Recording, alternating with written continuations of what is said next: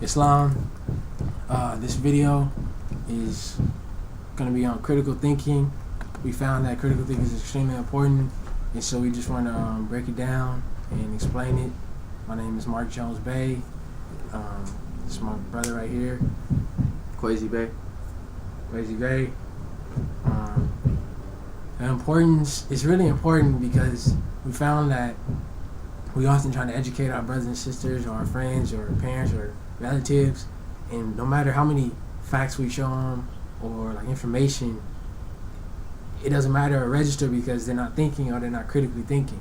Mm-hmm. And so we've decided that we're going to give some instructions, basic instructions on how to critically think and the importance of it. So again, with the importance, it's important because I can show you all kind of facts, but unless you think about those facts Through a certain process. Just thinking about it. And out of your outside of your doctrine or your preconceived notions, unless you look at the evidence, it's gonna be worthless to you. So that's the importance.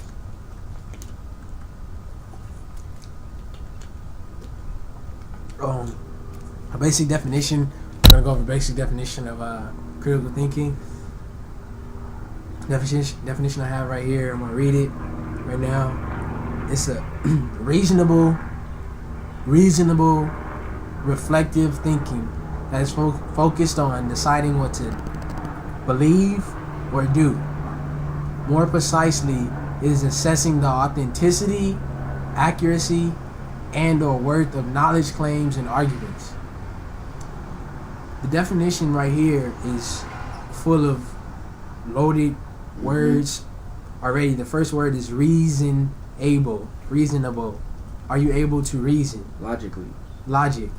It's all based on the mind. Reflective, which means reflective Deep is thought. Deep thought. It means deep thought. So you have, are you able to reason and use deep thought thinking to decide what to believe or do? So this comes in, your teacher tells you something, your politician tells you something, your reverend tells you something, and you follow the directions. Mm-hmm. So are you reasonably thinking about this? Are you being a parrot? Are you parroting it? Are you following directions like a soldier? Or are you deciding on what to believe or to do?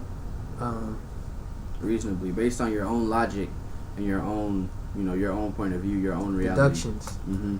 And we go on further. It says, more precisely, is assessing the authenticity. Is this authentic? This knowledge that they're disseminating or they're passing on to me, is this authentic? Is it accurate?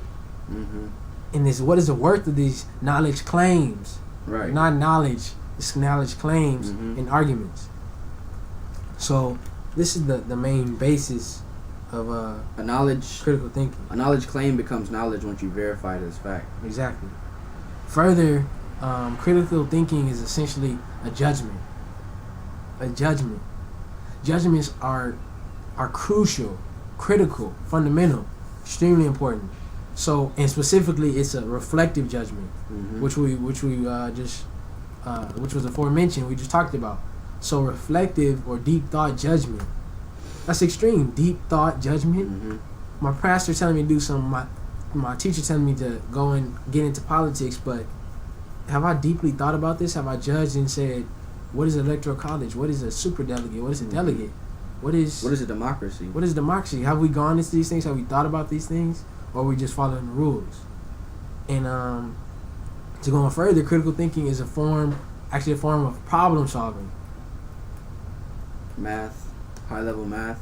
That goes back into mathematics. People say they don't like mathematics. The Mo was telling me how people say they don't like mathematics, but that's a form of problem solving. And problems are always going to be in your life. So the lack of critical thinking is the lack of solving problems. That's why people are suffering globally. That's why people are suffering on the local scale, local level. But problem solving and reflective, deep thought judgment.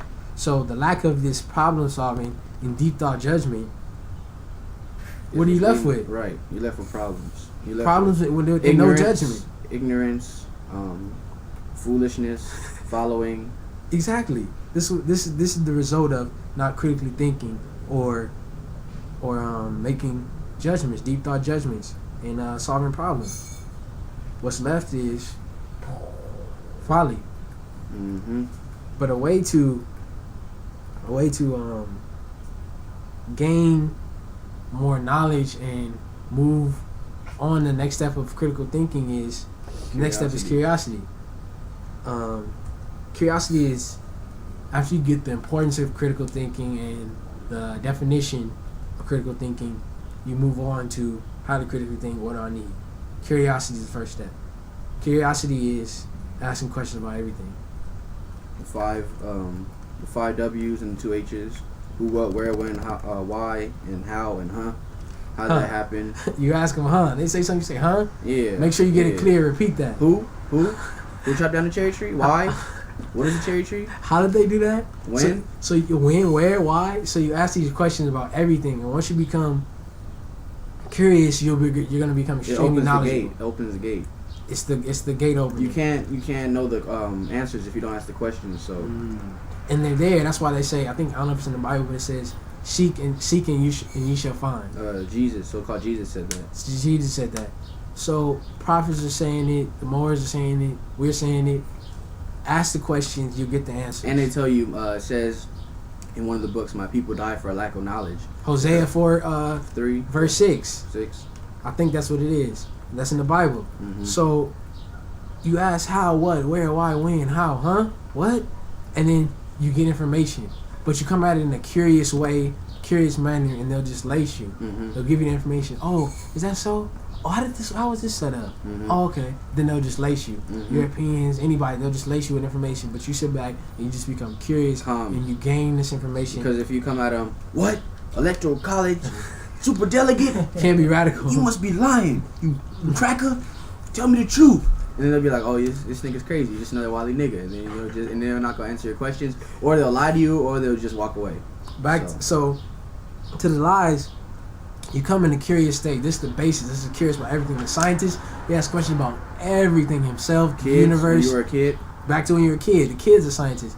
Mom, what is God? Where's God? Is God a man or a woman? Where do we go after we die? You go back to that state of fearlessness and curiosity, mm-hmm. and you ask questions about everything. Mm-hmm. If they don't know the answers, then you know who's foolish, or you know who's ignorant and informative, right. and you know who has the answers. Mm-hmm. And you go and you ask these questions, mm-hmm. and eventually, a lot of people aren't going to have the answers. You're going to have to answer your own questions within yourself, right? Or intuition. You have to be intuitive. Mm-hmm. Like it says, seek and you shall find. That also means you ask questions to yourself. You'll answer it to yourself. Why am I always eating this McDonald's? Why am I always messing with these slutty girls or these guys? What's going on with me? Mm-hmm. It's an inside problem. It's an internal problem. Man versus man conflict. So that's a form of curiosity, and also the internet. You look up Philip Mia Gwali. He was the forerunner of our. He's called the father of the internet. They call him the father of the internet. He's a Nigerian man, a brother, Moor, like us, and he figured out the mathematic problem, or the problem solving, as the most said, to initiate and allow the internet, thousands of computers to connect at once, and without that, there was no internet. Mm-hmm. A lot of other people worked on it, but that was the most essential, fundamental thing for the internet. Right. So the internet is going to be the next tool for you to find all this information on the internet for you to research and prove, which leads us to the next step that the most going to demonstrate on, verification. The next step after you get the knowledge, because it's a knowledge claim, you have to verify that knowledge. So somebody tells you that Jesus was a European or he was Arab. Now you have to verify that with evidence. Okay, where's the earliest paintings of him? Let me see those. And then you'll see those, and you'll say, okay, well, either this claim was authentic or it was folly. It was not. It was wrong. And then if that's wrong, that leads you to critically think even more, because now you have to realize I've been lied to. Why they lied to me? But that's separate. That leads into another step. But the verification part is just checking with cross-referencing different things using basic common sense logic. If somebody tells you, oh well, Adam and Eve and in the garden, and you have to think about that story. You can't just say, oh, I believe that Adam and Eve because I'm a Christian. You have to think about it. You have to be able to defend it. So verifying is using reason to make sure that what you believe in is right, and if it's not, then you don't need to be believing in that or practicing it, because then you're practicing foolishness. And it says in the Bible, if you're a Christian or whatever, if you hold the Bible as a canon text, then you're dying from a lack of knowledge.